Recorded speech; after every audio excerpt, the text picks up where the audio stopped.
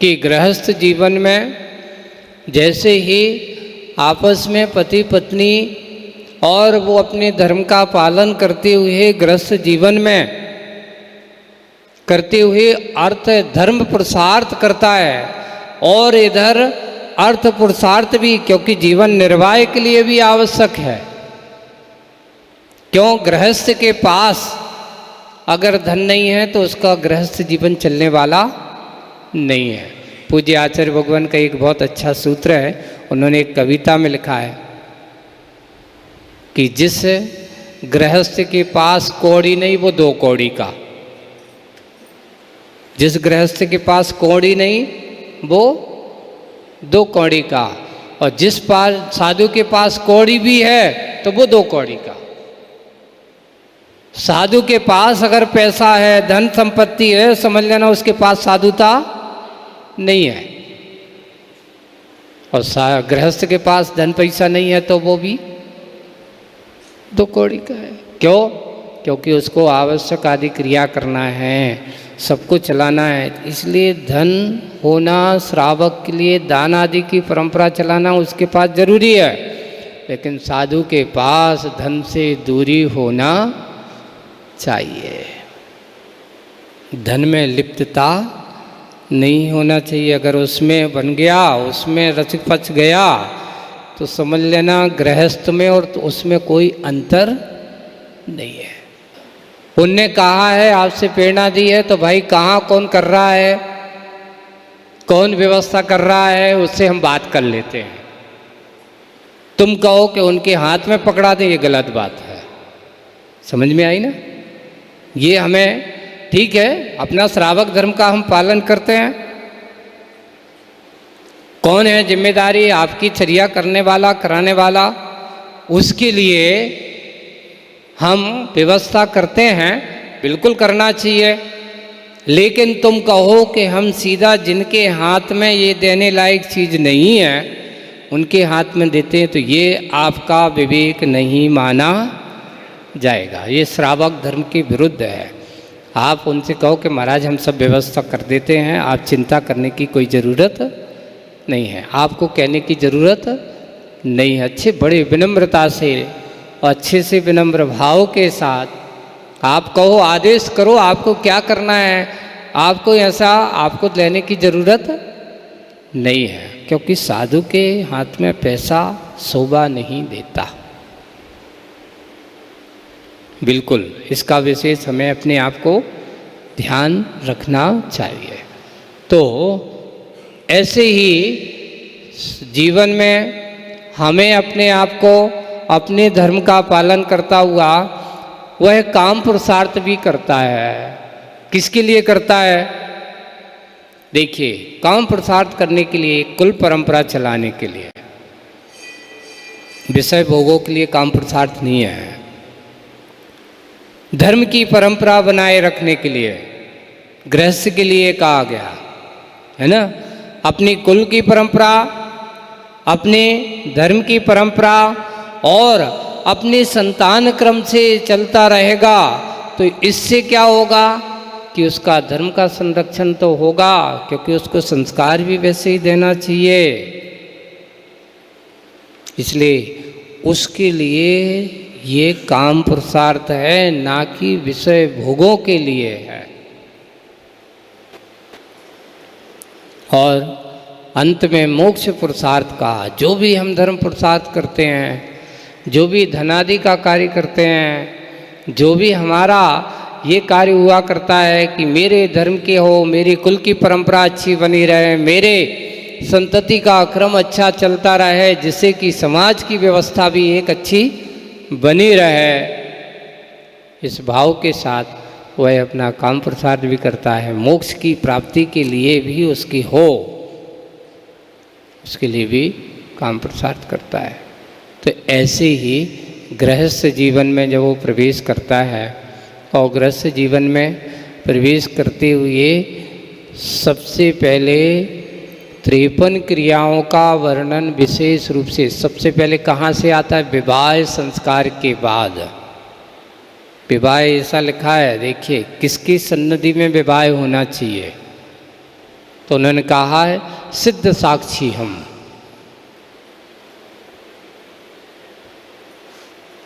भगवान अरहंत भगवान की साक्षी में वह जाकर के क्या करता है, विवाह करता है, और विवाह करके वह सबसे पहले सर्वसम्मति में भगवान की साक्षी में, अब आज के समय में तुम्हारी जो विवाहों की पद्धतियां हैं वो सिद्ध साक्षी तो एक तरफ है। क्या हो गया, हम तो कोर्ट मैरिज और लव मैरिज और दुनिया भर की कौन कौन सी, गार्डन मैरिज, होटल मैरिज, कितनी प्रकार की मैरिज हो गई। अब शादी, अब विवाह थोड़ी होता, अब क्या होती हैं, मैरिज होती है महाराज। बस मैनेज बनाने के लिए मैरिज होती है कि घर में चलाने के लिए मैरिज होती है। कहा जाता है कि जब बेटा 8 वर्ष का होता है समझ लेना तब तक आपका पूरा है। जैसे ही 8-10 साल से ऊपर पहुंचा 10% बच्चा आपके हाथ से गया। 15 साल का हो गया, आप समझदार होने लगा है, अब वो अपने आप की सोचने लगा है, निर्णय भी करने लगा है ना। तो उससे कह रही कि अब 20 से 30% अब आपके हाथ से बच्चा गया। आप 100% मत मानिए, और उसके बाद तुमने उसका विवाह कर दिया तो समझ लेना 80% बच्चा अब वो तुम्हारा नहीं रहा। 20% अब थोड़ा सा निभाना तो पड़ेगी कि तुम पिता हो, माता हो। क्यों, अब वो तुम्हारा मात्र पुत्र नहीं रहा, अब वो किसी का क्या बन गया, पति बन गया है। अब तुम उससे ज़्यादा अपेक्षा मत करो, शिकायत मत करो कि ये तो हमसे बात ही नहीं करता, हमसे तो कुछ पूछते ही नहीं है। अब तुम्हारी कितनी पूछे, अब उसकी भी तो पूछना पड़ेगी,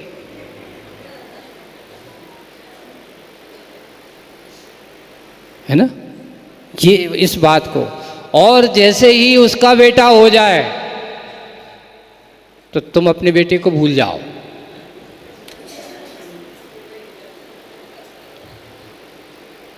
उसकी संतान हो गई, समझ लेना अब तुम्हारा वो भी किसी का बाप बन गया।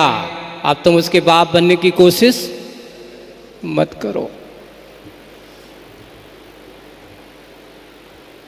अब जैसे जैसे और जैसे जैसे होता जाता है वैसे वैसे हमारी और इच्छाएं क्या होने लगती, अरे देखो इतना बड़ा, इतना हमने सब कुछ किया, ये हमें तो अब पूछते ही तक नहीं है। ये जीवन की यथार्थता है, आपकी सत्यता है गृहस्थ जीवन का। अगर आपने उसको वो 8 साल 10 साल का जो पीरियड है, विद्यार्थी काल का जीवन है, अगर उसमें तुमने उसका अच्छे से गण पोषण किया है, संस्कार दिए हैं, तो बेटा 80 साल का भी हो जाएगा तो आपके बाप को सबसे पहले तुम्हारे चरणों में आकर के नतमस्तक होगा, पिताजी प्रणाम। क्यों, ये बचपन के संस्कार उसके अंत समय तक काम आएंगे। और तुमने संस्कार नहीं दिए, अच्छे साधन दे दिए, तो क्या होगा, वो उठेगा, कब उठ रहा है, कब सो रहा है, कब जा रहा है, कहाँ जा रहा है, तुम्हारे लिए कोई पूछने की ज़रूरत नहीं है।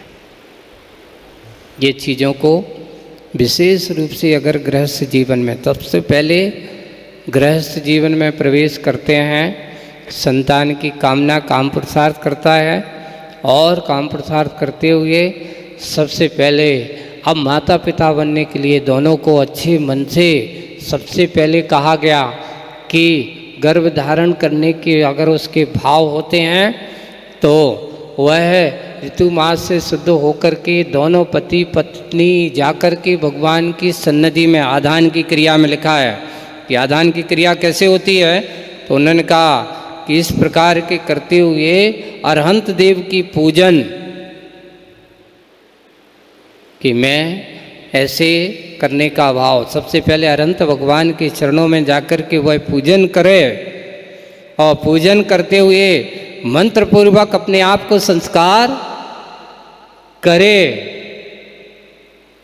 और संस्कार करता हुआ आधान की क्रिया को करता है, यानी गर्भ धारण करने के पहले अपने भगवान की साक्षी में अपने भगवान को क्या स्मरण करता हुआ और ऐसा करता है। तो इस प्रकार वह आधान की क्रिया, उस पे तो और आधान की क्रिया के वर्णन उसमें कहा कि बड़े जब वो करना हो तो वो है भगवान के पास महापूजन आदि करता है, हवन आदि की क्रिया कराता है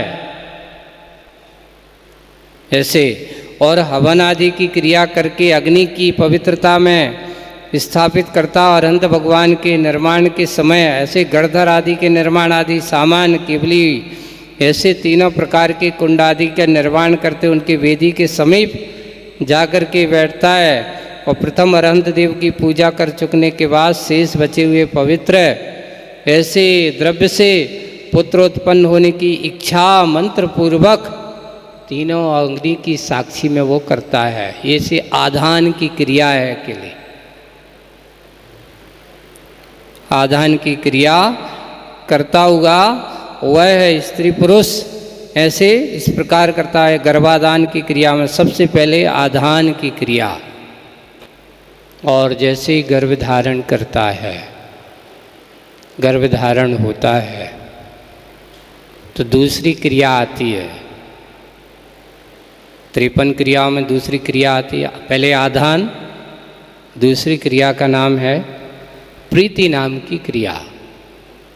जैसे ही 3 माह का गर्भ का धारण होता है, कितने माह का? 3 माह का, यानी उसने जो गर्भ धारण किया उससे 3 माह का गर्भ धारण होता है, जिससे वह अच्छे से संतुष्ट होता है। और यह क्रिया पर्य क्रिया मंत्र जिनेंद्र भगवान की पूजन हमेशा करने की बात कही गई है। वहाँ जाकर के अच्छे जिनेंद्र भगवान के दरवाजे पर तोरण बांधे। क्या बांधे?